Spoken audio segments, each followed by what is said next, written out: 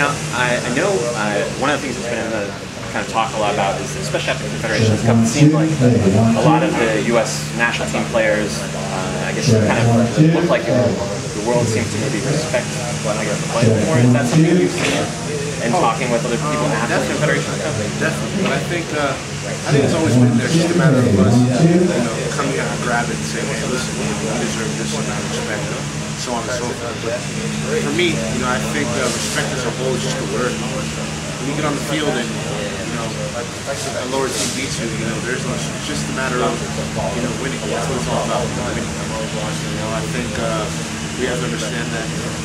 Yes, we have to respect teams, but at the same time, respect is determined. I think we understand that now, and been the ones that show. You're talking about some of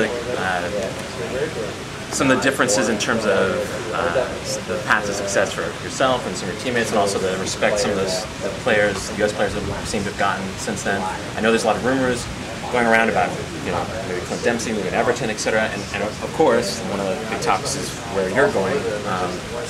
I guess to start, I know one of the things when you got to Villareal, everyone's very excited for you. Everybody, especially if you U.S. soccer, you seem to be rising. We definitely need a strong forward.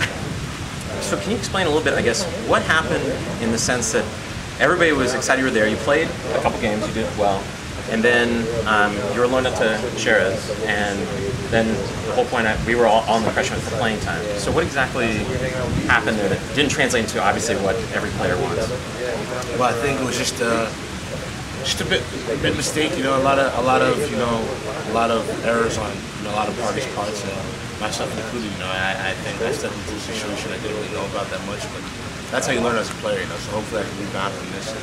Use it as a learning experience. I think it was just misplanned, mistimed, and I just think it was something that it could have gone either way. So we knew the consequences going into it, but we understood it, and to be fair, it was a good experience. And the team, it's a very good team, full of very good players. So I was actually happy there. It was a good experience. So Villareal is. I know there's a lot of rumors also about you potentially staying at Villareal. Olympiakos it's something that seems like it's almost certain, maybe. Can you talk a little bit about that? Like what is actually going on? I know there's interest from everywhere. It seems like.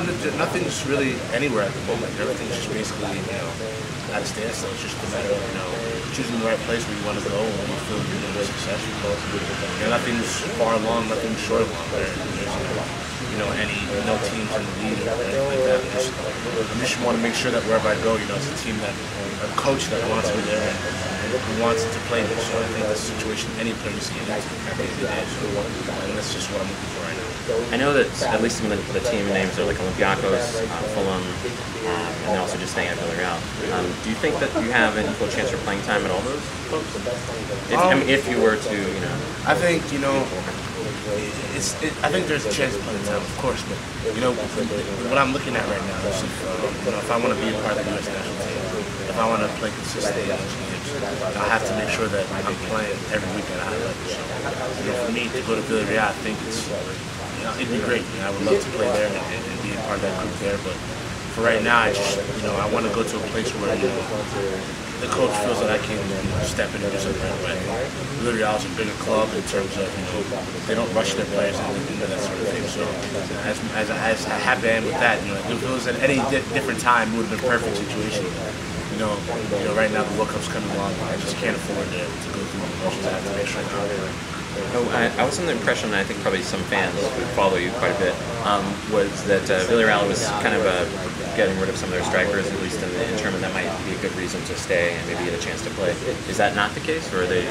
I know they sold a couple players, but at the same time, they're a big club and a lot of money, and I think they're going to try and get somebody for us, which I hope they do, good for the club.